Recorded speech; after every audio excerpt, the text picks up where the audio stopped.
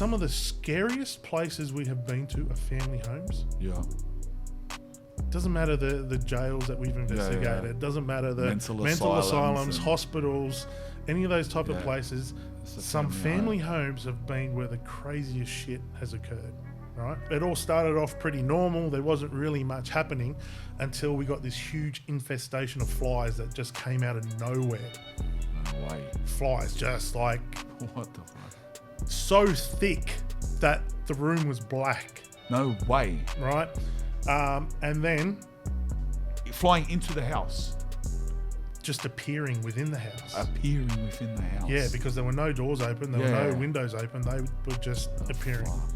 With the noise and everything? The noise. Yeah. Yeah. And then that was followed by a red type of liquid that was seeping from the walls.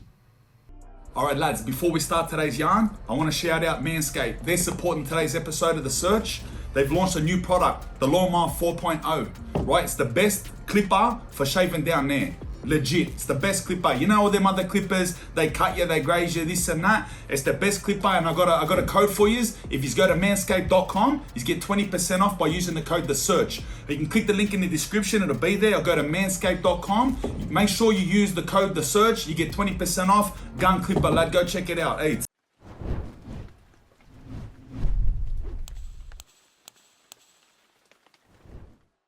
All right, everyone, welcome back to another episode of The Search. This one's close to me. This is an episode I've been waiting for since I began this podcast series.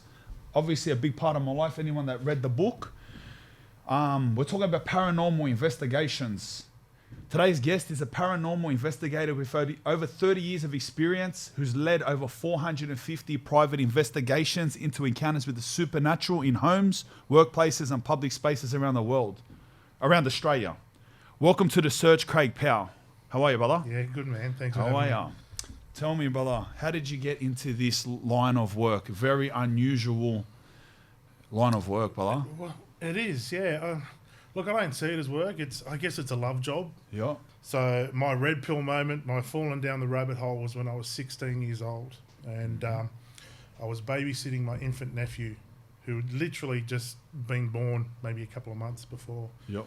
And my sister and brother-in-law were going out for their first night out after having the baby. So I went and babysat. I went over, I got the rundown. The baby was fast asleep. My sister said, look, no issues. He probably won't even wake up until we get back, right?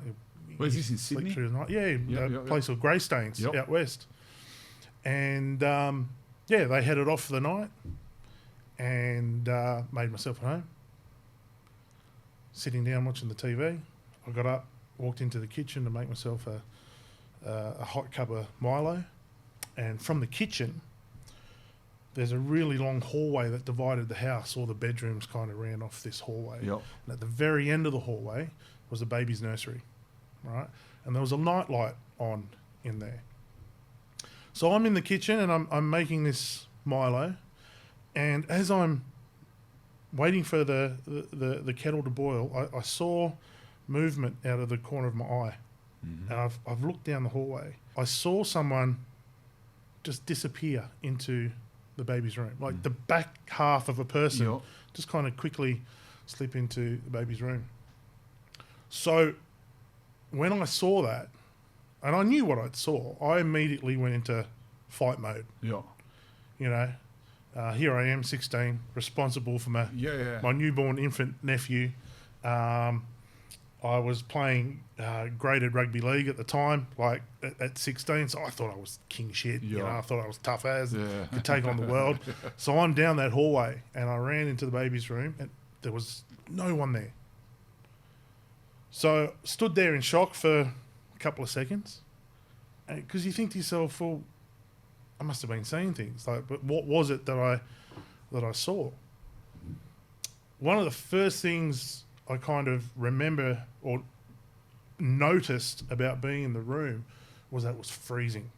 Like it was cold. And I thought to myself, they tell me they've left the window open to the baby's room, right? So I went and checked the window. That was locked up. And I thought to myself, well, there's an intruder. Like, there's got to be someone in the house. And I went through the house. I'm looking under beds. I'm looking in cupboards. Yeah. I called my sister. Said, I hate to interrupt your dinner, but there's someone in the house. Yeah, right? yeah. She's like, well, we'll make our way back. Checking all the doors were locked. Everything was as it should be. And then I'm just like, I must have been seeing things. So went back to finish making my hot cup of Milo. And as I'm stirring, I saw it again. Yeah. And I've turned around this time. But this time I saw a woman. And she was halfway down the hallway.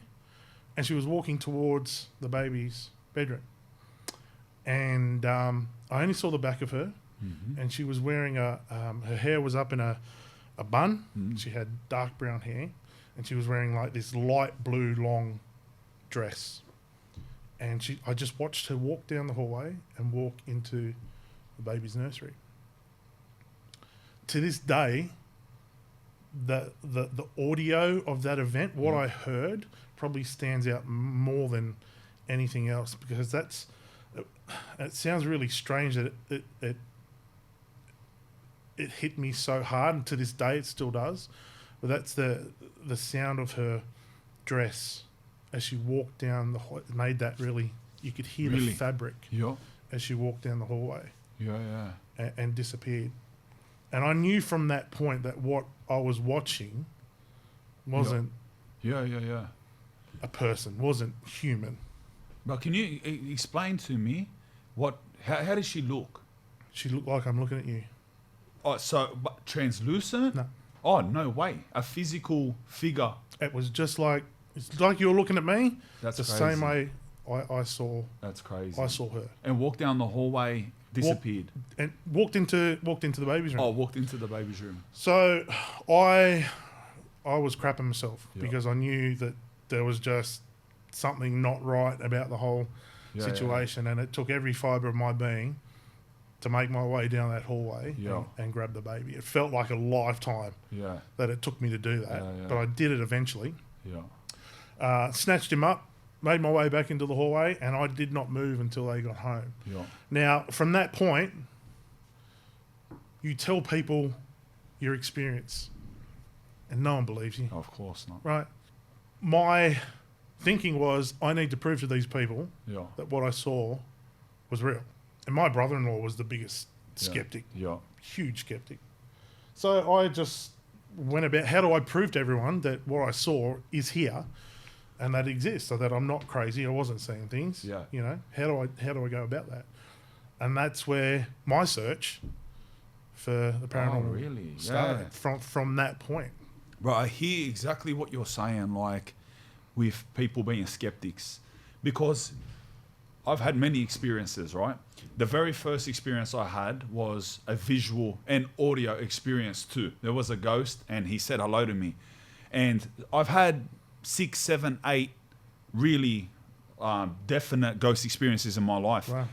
And I still am a skeptic, even myself, somebody who's seen ghosts and like experienced them. When people tell me their ghost stories, I still sit there and I still think, nah, you're talking shit. Like, I still do it as someone who knows with every fiber of me that ghosts are real. And it's still, so I can only imagine people who have never experienced a ghost. It's like, you can fully understand how they never, they wouldn't believe anything you're saying. You know what I mean? Everything comes down to you're mentally ill, you didn't have enough sleep. It's just, that's what they explain it with. And I'm really understanding of anyone who hasn't experienced ghosts. And it does my head in, because even when I'm telling ghost stories, I'm telling them and I'm looking at people and I think, this person just thinks I'm talking shit. I bet you get that all the time. Like, you're looking at them and you can tell the way they're looking at you, like, no, you don't even want to say it. You know what I mean? People ask you and sometimes you're even like, don't worry about it, because you already know they're not going to believe you. My wife and I, we've stood up in front of rooms full.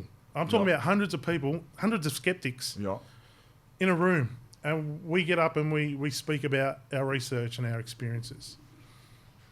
So you're standing in front of a room full of all of these skeptics, telling them about what you've experienced.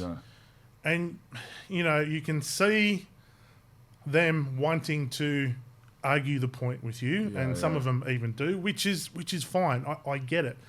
But the thing is, and this happens all the time, as soon as that conference finishes, these skeptics will come up to you and they'll say, hey, thanks for coming along. Like, really appreciate it, blah, blah, blah, blah. Don't believe in any of this shit. Yeah. But there was this one time. Oh, really? Right?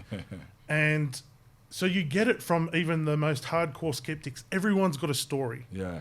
Everyone has a story. Yeah. Even if it's not theirs personally, they know someone that does. Yeah. You know, everyone loves a good ghost story, man. You know, everyone loves a good ghost story. For sure. And I can guarantee you there are two types of people in this world. Mm-hmm. Those that have had an experience and those that haven't had one yet. Yeah. But they will. There will be a point in their lives, and it may even be on their deathbed, but they'll have that experience where they come to that realization that there is more than this realm that we're living in at the moment.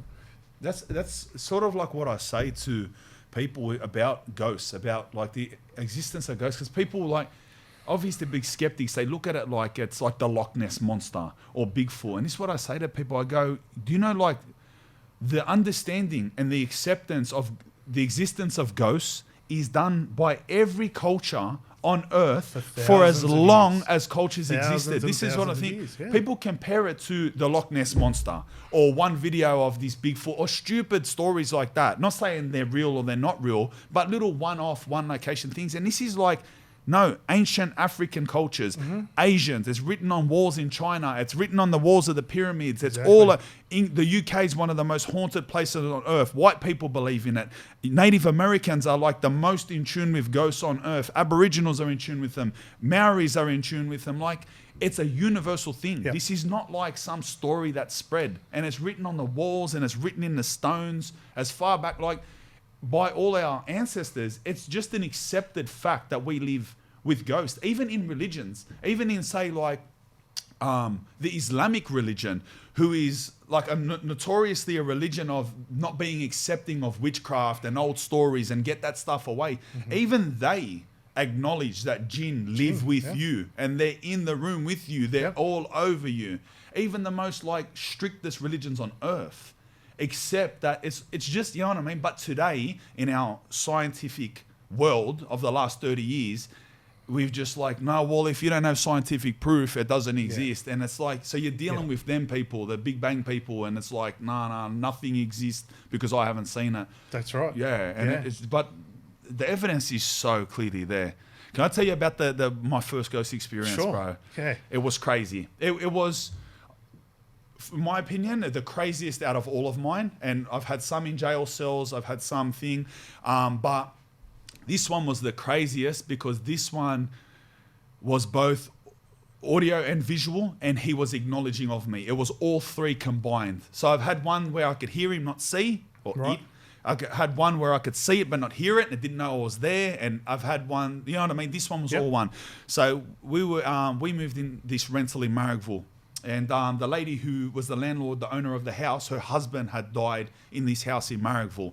And she had to leave that house and rent it out because the husband never left.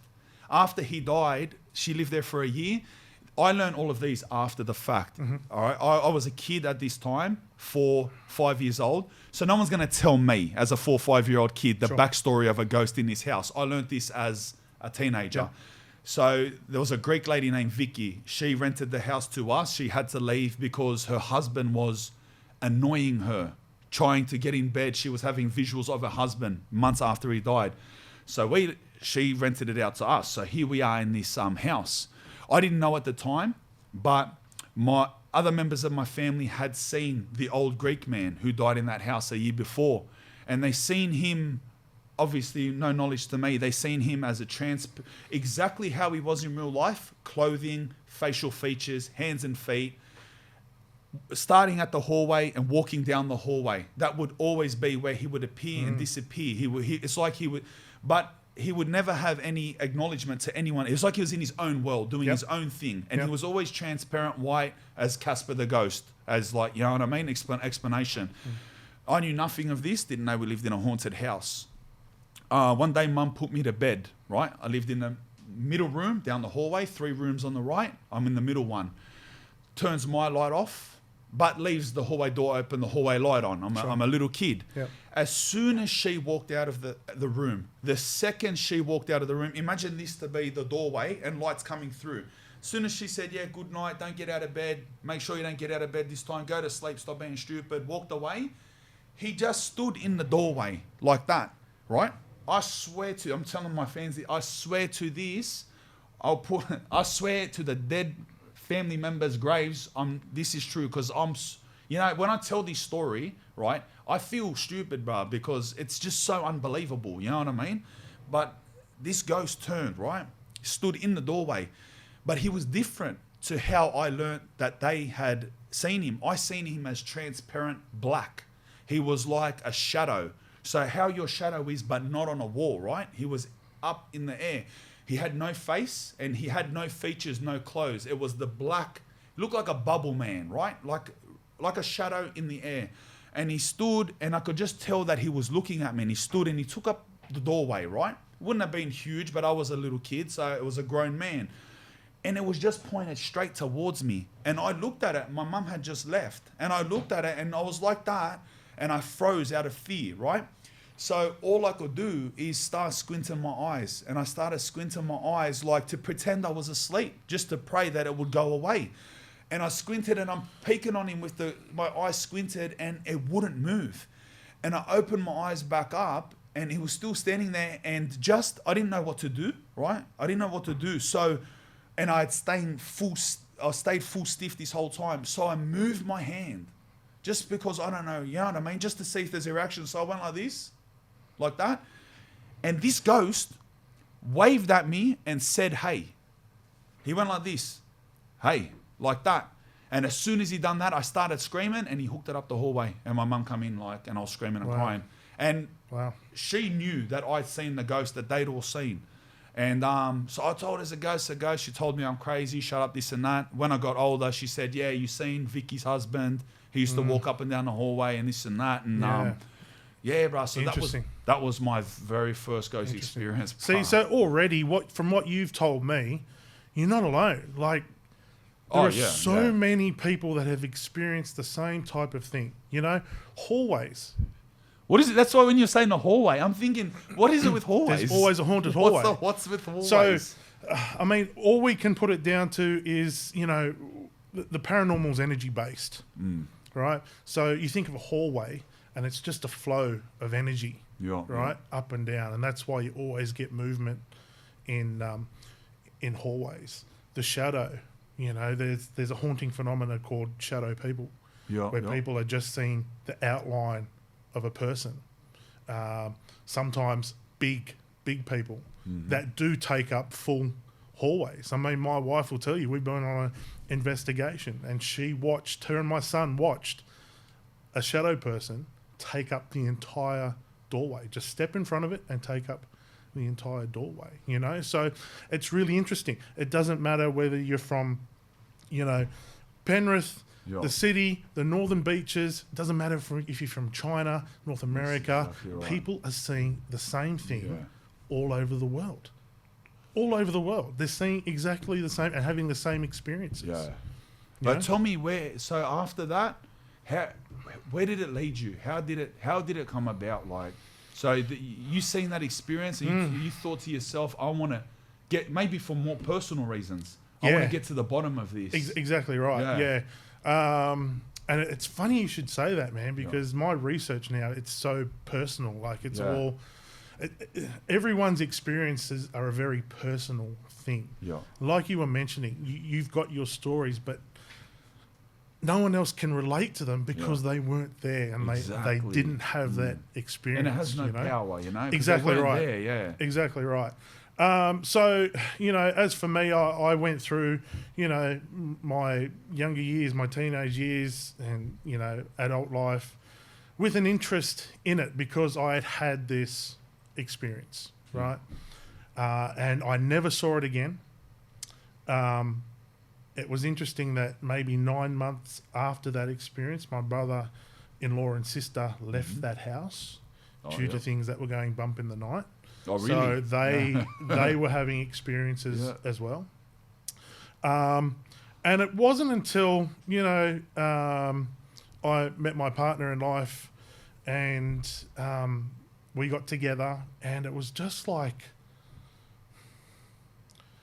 I don't know, it was just like these two forces coming together when we met, and this whole other world kind of came forward towards us, that world being the paranormal. And that more or less started, my wife grew up in India. She had experiences when she was younger in India. And, from countries like India and New Zealand, where my family's from, the paranormal isn't paranormal. It's a normal thing. Yeah, that's... It's just a normal part of life. I guess paranormal's the new word for us now, Yeah, very much so. But for other cultures, it's just normal. It's like just ghosts, spirits, the afterlife. It's all just it's a normal thing. And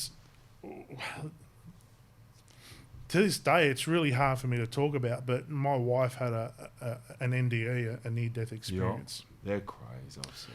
Where she was run over multiple times in the street, out the front of our house, actually.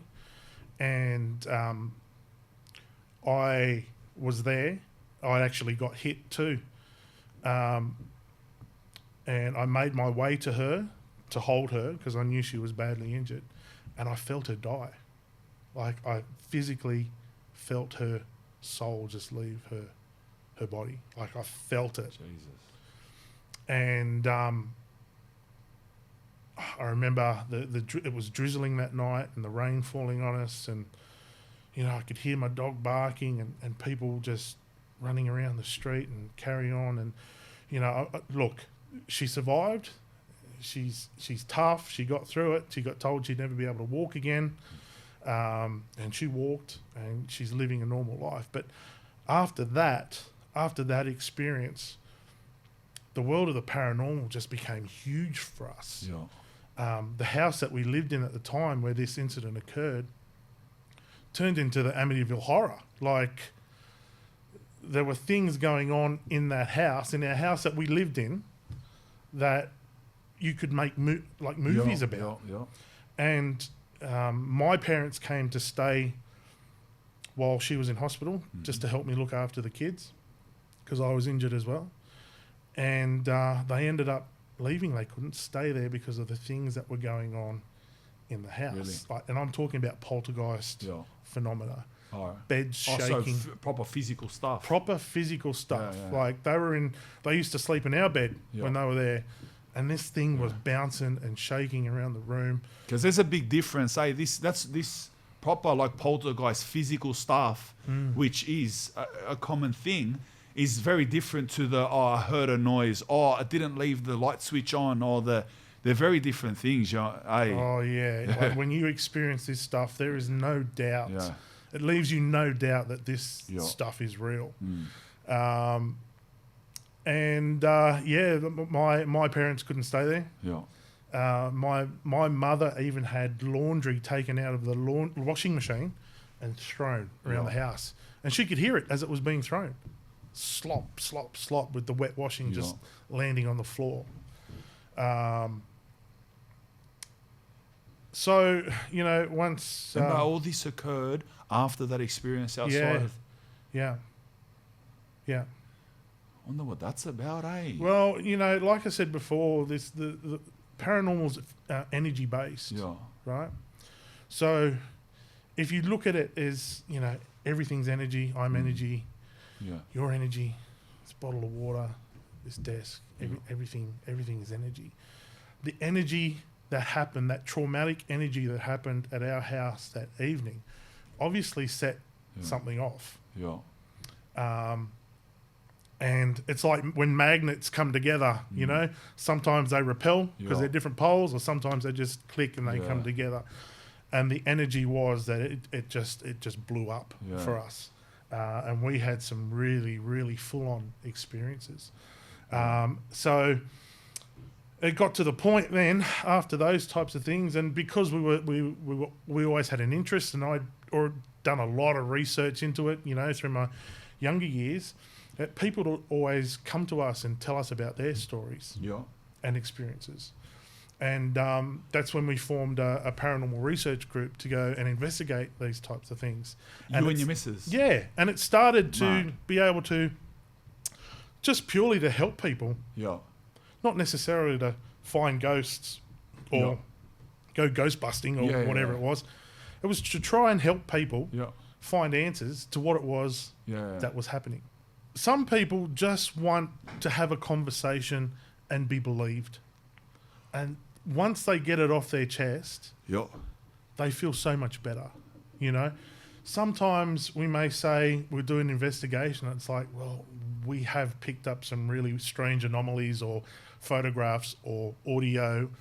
And they're like, thank God. Oh, so it puts their mind at ease. I'm not going mad. Yeah. Like, I don't mind it's here. Yeah. I just needed to know for my own mental health that I wasn't going crazy. Yeah. And then you have the other side where people are like, that's it. Yeah. I'm moving out. Can you get rid of it? All of that type of stuff, But can you tell me, like, when you go to these people's places and workplaces and stuff like that, what would be the types of things that you do? Like, what is it to investigate? Is it simply going out, like you see in a movie, calling out, saying, "Hey, spirit," like sometimes, yeah. Sometimes, yeah. Look, we try all different types of techniques because you don't really know what you're dealing with a lot of the time as well. It's not. I can tell you now, for any of your viewers that have watched paranormal reality TV shows like Ghost Hunters or Ghost Adventures or anything like that. I was going to ask you about that. Fucking nothing like it. It's not that. Well, we can use that stuff, but people think that, they forget that what they're watching on TV has happened over the course of a week. Yeah, that's been cut down into a 40-minute, 30-minute episode. Oh yeah, right. Paranormal investigations can be the most boring thing you've ever done. Yeah, most of the time we're hungry. You're sitting in the dark talking to yourself. There's bugs and creepy crawlies. It's cold. Yeah. You just want to go to bed a lot of the time. It's not real glamorous at all. Yeah. So doing an investigation doesn't just happen over one night. Yeah. This stuff has to happen over time. And the way it starts for us would be if someone contacts us and it's a case that we're interested in and that we'd like to try and help with, we would ask our potential clients to start a logbook for us. Mm-hmm. And that logbook would contain anything that they deemed to be out of the ordinary. Yep.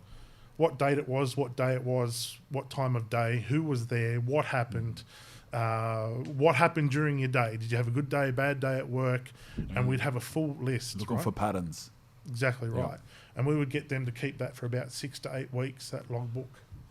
Right, and it would give us a good indication as well of how desperate these people were for some sort of assistance. Yeah. Because if they couldn't be fucked doing it, then it was just the top of the. How desperate are you? Yeah. Because I can tell you now, we've turned up to an investigation to help people. The whole street was there.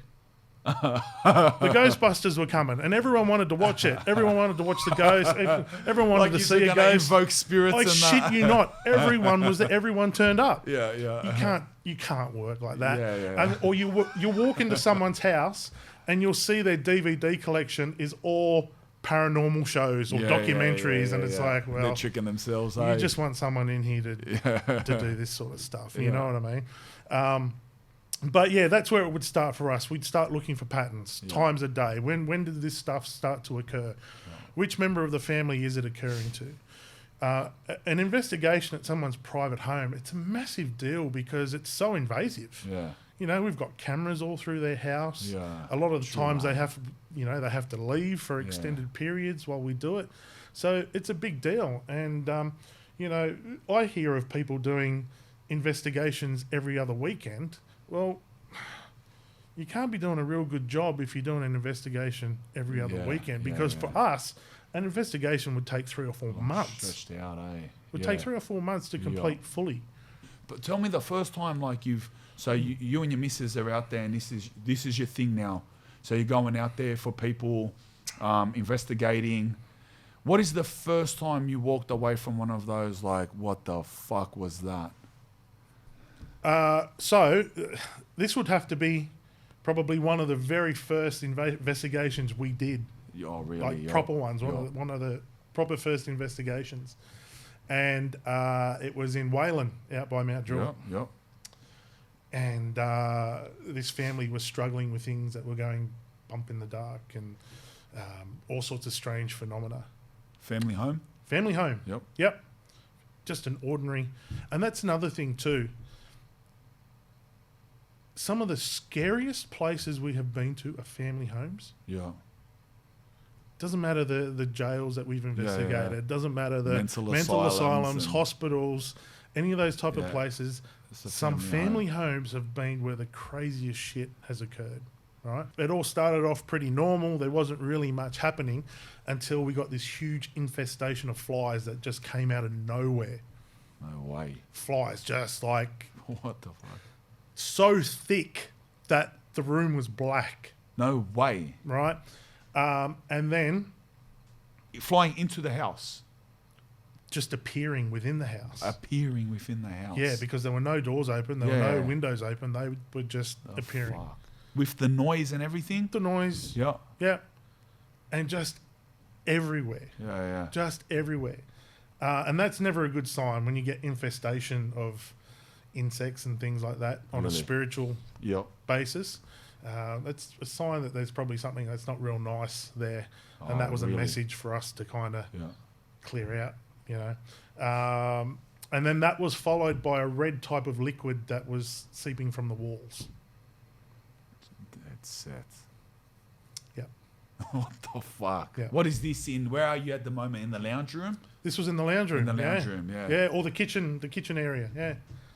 Yeah. Fuck me dead. And this was like one of the very first times that we'd been out to investigate, and that's stuff you cannot fake. Yeah. You know, you can fake. People can fake knocking and the taps and this and that and string, the and TV goes off. Totally get it. Yeah. But who's faking a million flies appearing out of nowhere, blood coming out of fibro, and a red liquid coming out of a gyprock wall? Everything from that to we've experienced doppelgangers before. What is that? A doppelganger is the exact likeness of a person. Oh, yep. So we've been, we're actually filming an Australian TV series called Phasmophobia, which is the fear of ghosts. Yeah. And we're at an old hospital called Kenmore Hospital. It was an old mental asylum down in Goulburn. Filming there. Crazy. And look, long story short, we'd set up an experiment where a member of the public would spend time by themselves in one of these wards. Yeah.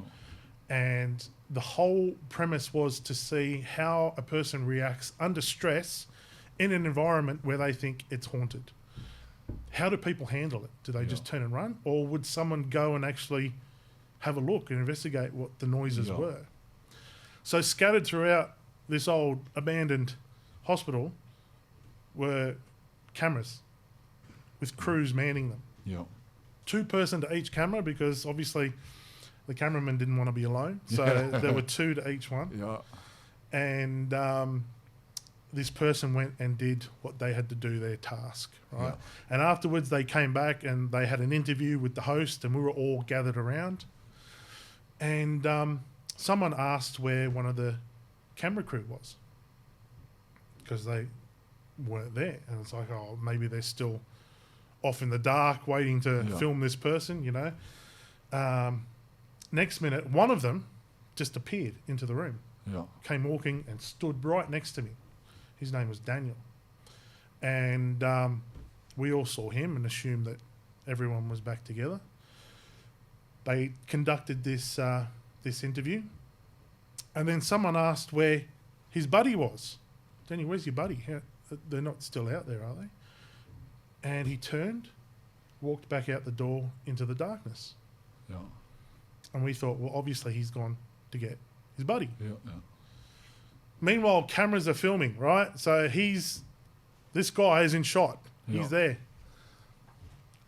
The next morning, we thought nothing of it. But the next morning, sitting around dinner, they were having a conversation, and someone said, "Oh, can't believe you left so-and-so in the dark, Daniel, by themselves, you know?" And he's like, "What are you talking about?" And they said, "When we were doing the interview with such and such, you were there, but the other person wasn't." He's like, "I wasn't at the interview." No They're way. saying, "What? No, you were. You were standing next The to Daniel Craig bloke. behind, Yeah. you know." He's gone, "No, I wasn't there." He's gone, "We were waiting for someone to tell us to come back." Yeah. The spooky thing is, his camera was running the entire time. Yeah. You could hear them talking on camera. Meanwhile, he is standing next to me Yeah. in front of another camera. That's mental. So the same person, Yeah. At the same time, two both different cameras places. running. In Yeah. two different places. A visual on one and him talking to his mate on the other. Yeah. That's crazy. See, now that at the time, it's not scary, but it's stuff like that I look back on yeah. and I just go, holy shit, Yeah, whatever yeah. that was standing right next to me. Yeah. You know what I mean? And it's sometimes it's not the stuff that happens at the time that's the I was going to scariest. say that. It's looking back. It's when you look Yeah. back on things that you go, wow, that was the craziest time. Another time, this is probably one of my most favourite stories ever. My research group, Excited. Yeah. we were conducting an event in the city at one of the old pubs. The pub Yeah. was called the Hero of Waterloo in the Rocks. I know it. A corner of Windmill Street. Yep, that's the one. I know yeah. it. And famously haunted pub. Yeah. Or is it? With really? the old All right. cellar down below. I know yeah. the cellar. You Yeah. can enter it from the front. Yeah, you can go down there. Really? Yeah. Famously haunted. And we were doing an event there where lots of people came, actually. It was packed out. And we presented a lot of our research and evidence and photos and video and audio and all this type of stuff. We were doing this presentation, and then what was to happen was halfway through the night, catering was to come in, so everyone could have some finger food, have a bit of a chat to each other, you know. I could start queuing up the next lot of things to show people, blah, blah, blah, blah, blah. So during this time, the owner of the pub, his name was Ivan, came in. And I never saw Ivan, but my wife did. My wife and a couple other members of our research team watched Ivan come into the room. And he had a conversation with a man who was sitting right next to the door. That man was the father of one of the girls that was in our research team at the time. Yep. And we knew that, you know, he was getting on in years, but he obviously travelled all the way up the stairs to come in and see how everything was going. Ivan was a big believer in the paranormal because he had ghosts in his pub, so Yep. he knew that there was the strange stuff in the world. And and that was it. He came in, we proceeded with the night, did my presentation, everyone enjoyed it, had a bit of a Q&A afterwards, and then everyone left, went downstairs, had a drink, and that was it. We were bumping out all the gear, my research team and I. We were bumping everything out. Right out the front on the street, and we were having a conversation, and I heard my wife say, she wasn't speaking to me directly, but to one of the other ones, that it was really nice of the owner of the pub to come in and see how things were going.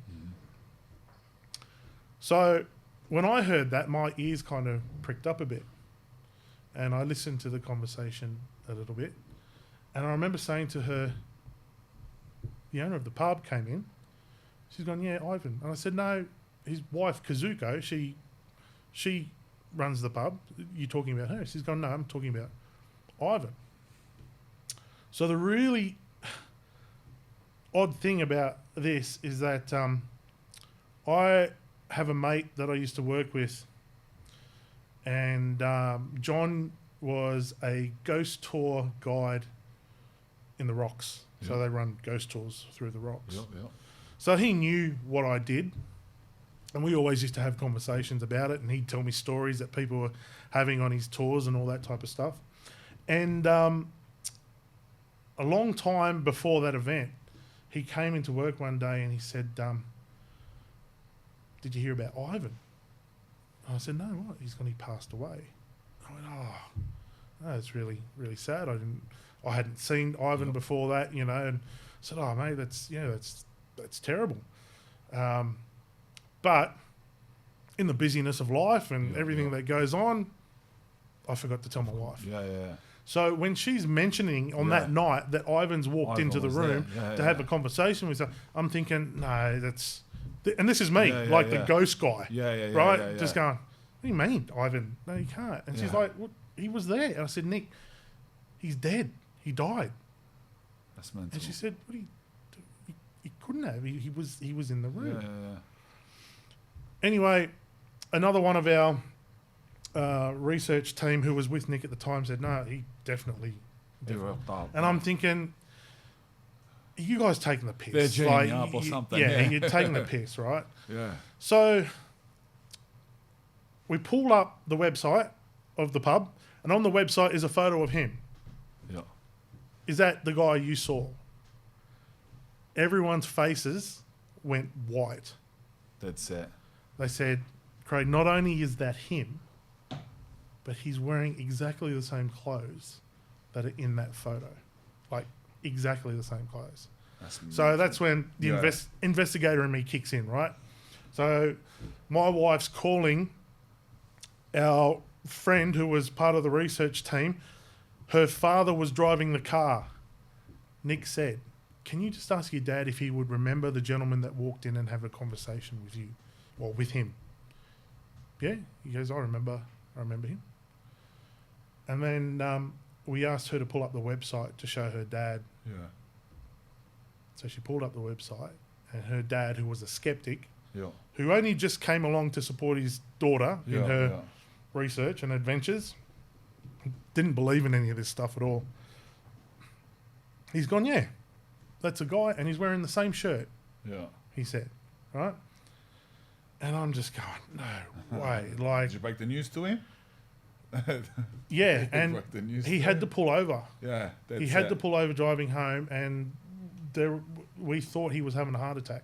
That's it. He was that flustered, and he was that panicked because he came to the realization that he had just had a the best when it happens to skeptics, eh? Full-blown paranormal experience, right?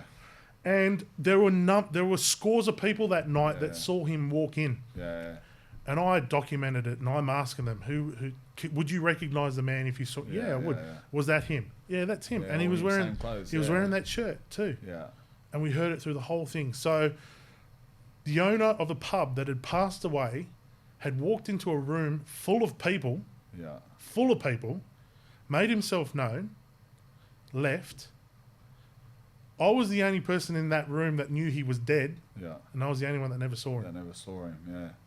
That's crazy. So, it's really common with UFO sightings that you get a mass sighting. Like mass sightings of people will look up and see strange things in the sky. Yeah. It is extremely rare to have a mass ghost sighting. Really? Extremely rare. Really? That's but interesting. It just so happened at a paranormal event that the ghost of... And how weird is it that you're the only one that knew and he didn't show himself to you? And that's what I've always said to people too. I was the only one that never saw him. Yeah. It says here that you were part of a famous investigation on Cockatoo Island that went...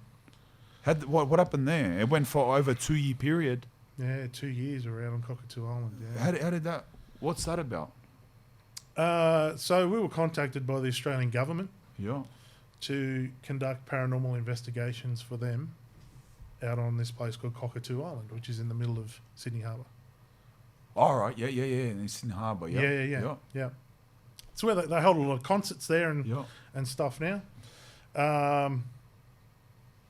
So I was really excited. We were really excited. It was a place we'd always wanted to go and check out. It's got a lot of history to it. There was an old naval base. It was a children's reformatory where kids would go to school out there. Troubled kids or, kids with no home or no parents.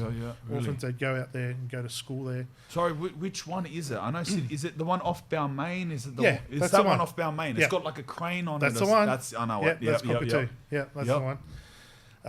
So it's got a huge history. So we were really keen to get out there and have a look. And when we met with the government for the first time, they showed us all of these reports from staff members, security guards, members of the public about all the strange shit that happened out on Cockatoo Island. Like, for us, for people that researched, this was the mecca because it had everything. Really? It had visual phenomena, it had audio phenomena, it had physical phenomena, like everything was there all in the one spot. Oh, so you'd known about this place before? It's known. Look, in I didn't know how.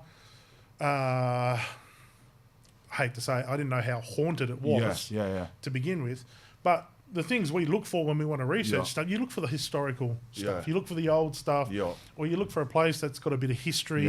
You know, there's been deaths out there. There's been murders. There's been work accidents. The children weren't treated so nicely at times out there. Things like that, Convicts were kept out there. Really?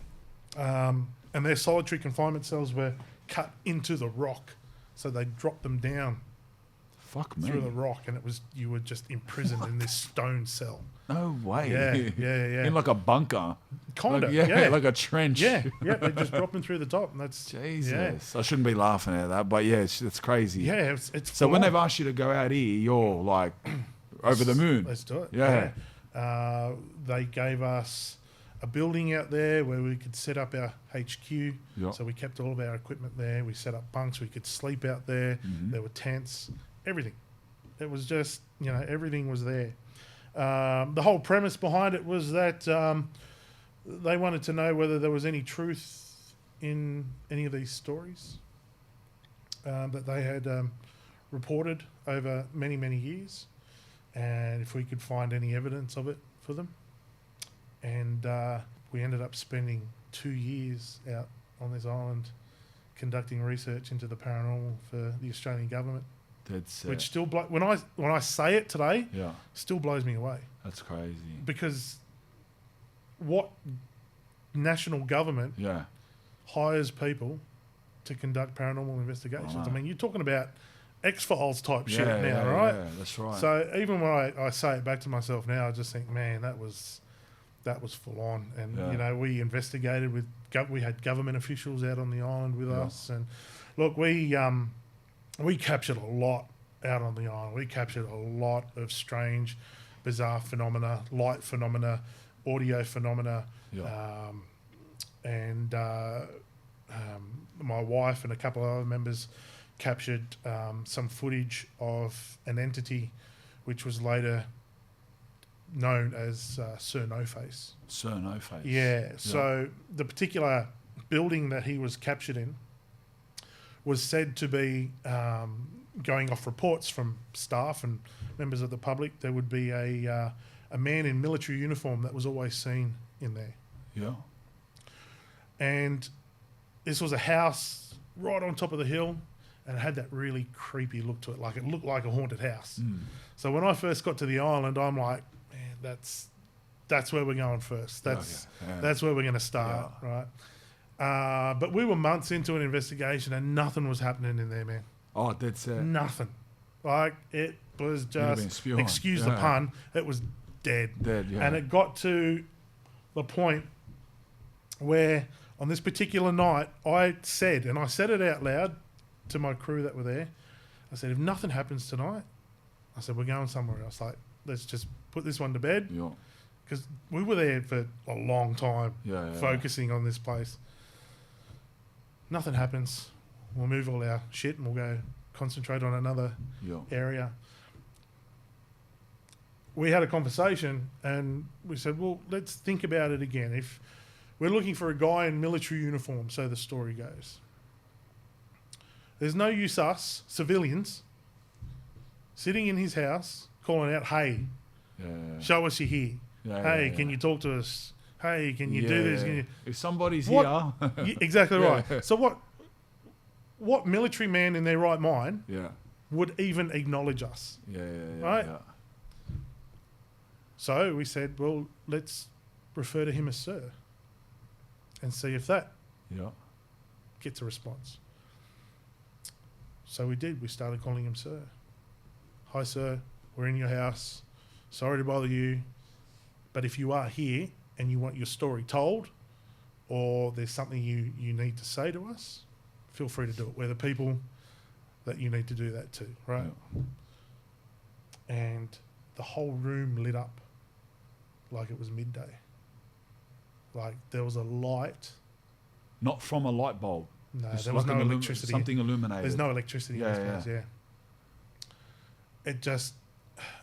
And it's hard to describe it unless you were there. Mm. But this light lit up the whole room to the point where there were no shadows, Yep. right? I didn't cast a shadow. No one else in the room cast a shadow. So that tells Really? me the So it wasn't light, directional. it's coming from everywhere. Yeah. But it was for a split second.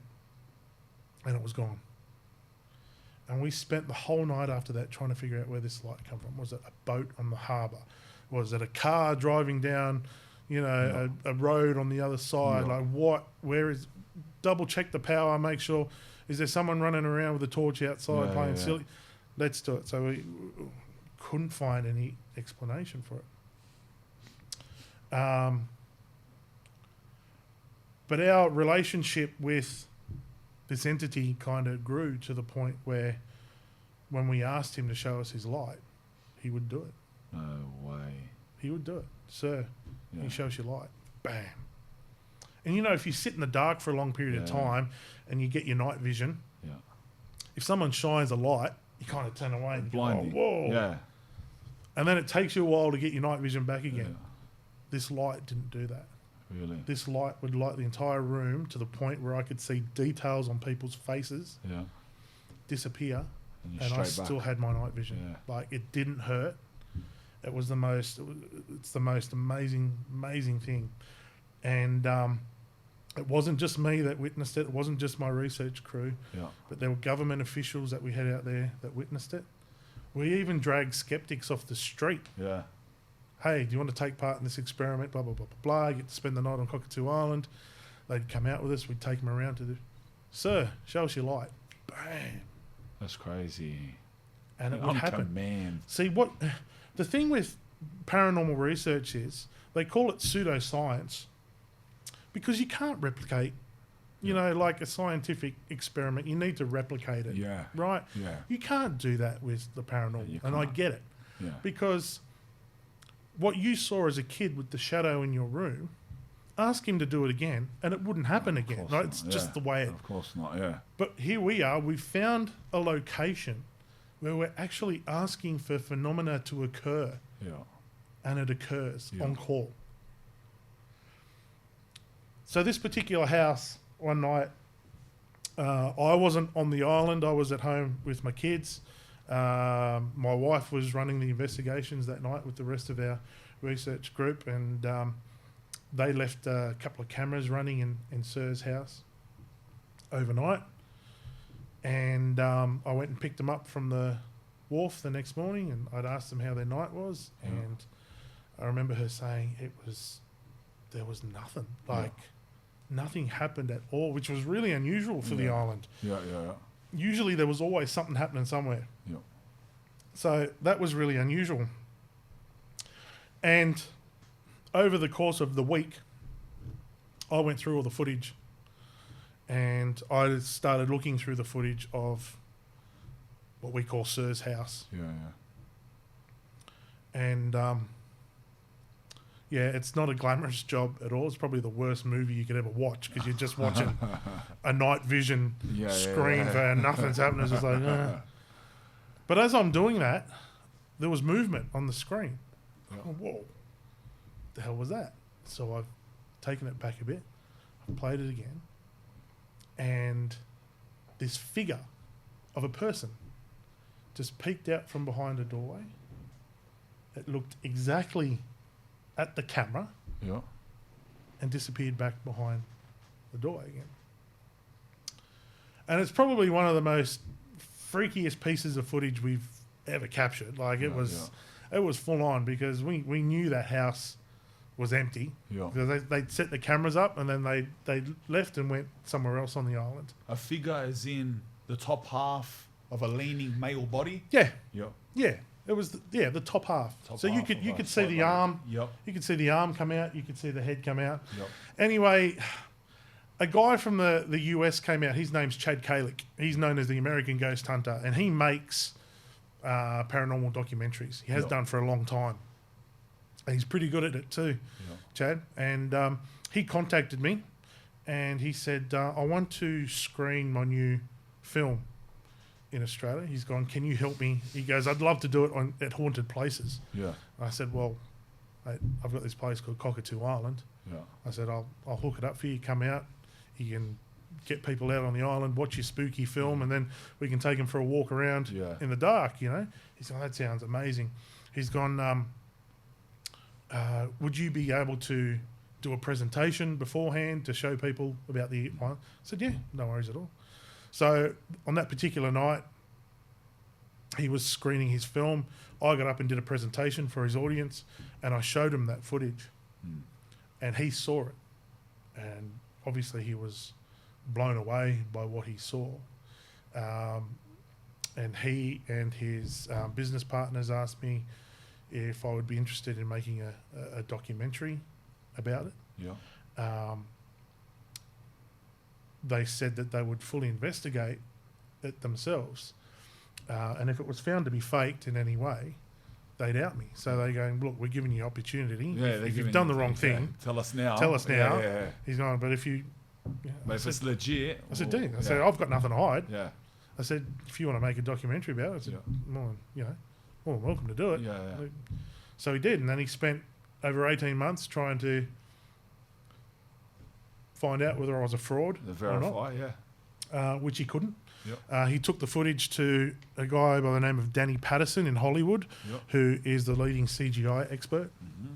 He created Iron Man and the Avengers and all those types of cool things, So being a CGI expert and creating all of these types of animations for movies, you need to know how a body works, right? So if Iron Man's falling, you need to know how the human body will fall in order to be able to create that realistically for an audience to believe it.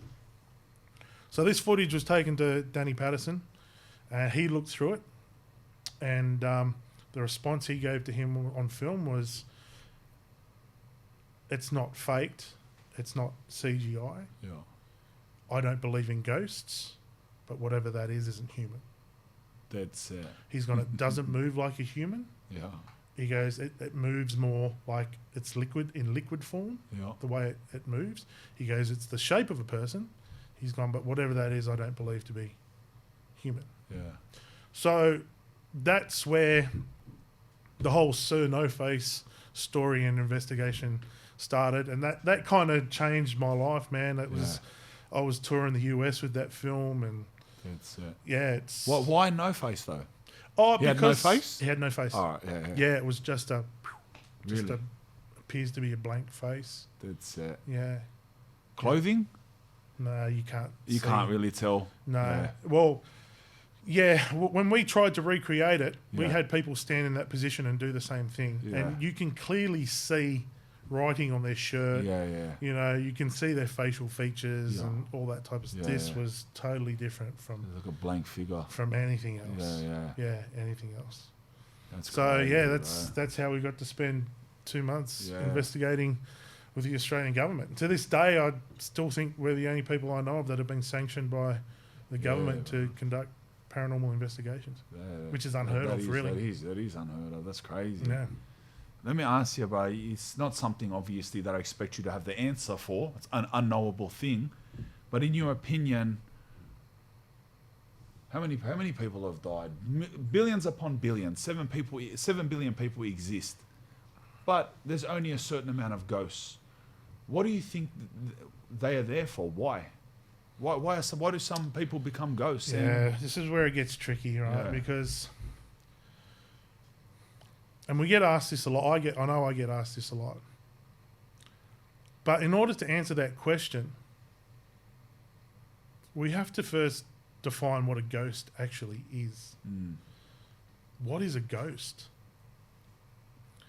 Because a lot of people, a large majority of people, and you could be in this percentage as well, would tell you that a ghost is the spirit of a dead person that has come back to haunt, or they've got unfinished business, or they're lost, or there's a message there. I would fall in that percentage. There's this and that, right? So if you look at it that way, then you know, we're dealing with, you know, energetical beings. I've always, when I've done workshops, I've always blown up a balloon to demonstrate this, right? So, as people, we're energetical beings. I demonstrate it with a balloon. So I blow up a balloon. The actual balloon itself is us, our physical being. The air that I've put inside that balloon is our spirit or soul or whatever you want to call it. What the thing that makes us is inside there. And when I pop the balloon dies. It's been destroyed. It's no longer. What happens to the inside? Yeah. What happens to that? Where does it go? It just goes back to where it came from. Right? Einstein said that energy cannot be created nor destroyed. It just changes forms. So if you look at it in that way, when our physical shell dies, our spirit, or the energy that makes us up as people, then changes forms and goes back to wherever it is we came from. Right? There's a theory called the stone tape theory, or what's called a residual haunt. And again, it goes back to the house you lived in as a kid, where things would happen, but these ghosts or spirits wouldn't interact with people. You know what I mean? That's what we would call a classic residual haunting or stone tape theory. It's where we think, and you know, other researchers around the world think that the energy of that person has been captured or imprinted into the atmosphere. And that at certain times, that imprint can be replayed. Replays. You know? This is more well known with traumatic events, you know, places of abuse, murders, you know, violence, all that type of stuff, because all that energy is it's imprinted into it flashes into the environment, and whatever it is, whether it be. So it'd be a non-interactive. It's non-interactive. Completely non-interactive. So the way we always see it is, you know, such and such sees the ghost of Grandpa walking down the hall every night at 7:00. Grandpa doesn't see anyone, doesn't look at anyone, doesn't talk to anyone, just walks down the hall. Grandpa, when he was alive, did that at 7:00 every night on his way to sit in his favourite chair to watch his favourite show or whatever it was. You know, he's done it so many times that it's just imprinted. We think that it may have imprinted. That makes so much sense. The energy's imprinted that it just And bro, it makes so much sense, because then when you think of the ghosts, or like what people, it's always that nurse that done the rounds with the checklist. The old matron, the doing her thing. Or the bro doing her normal things. Bro, I'm getting goosebumps. You know why? Because so many prison ghosts, Parramatta, Bathurst, were the ones that I've experienced, and the boys all see them, and so many boys, all different cultures, have the same. It's always the prison warden that used to do checks. Right. And the checks are always at 3:30 or 6:15 in the morning, and you look there, and it's an imprint. It's the old prison warden from the 70s with his old style, and he's rattling his keys like he always would have done at that same morning, and he would have done it for 35 years. That prison guard who loved his job, and he got around rattling his keys. That's it. It's an imprint. That makes so much sense. It's an imprint because he did the same thing over, and that leaves energy, right? And it just imprints into the atmosphere. That's the craziest. You honestly changed my look onto what ghosts are so much. That is crazy explanation, eh? And it makes so much sense. Makes so much sense with the stories that I've heard. Thank you, love it. I was really looking forward to this episode. It's a big part of my life, bro, and crazy story, and I learned a lot from that, bro. I really admire it. Thank you for coming on. You're welcome. Thank you. That's it.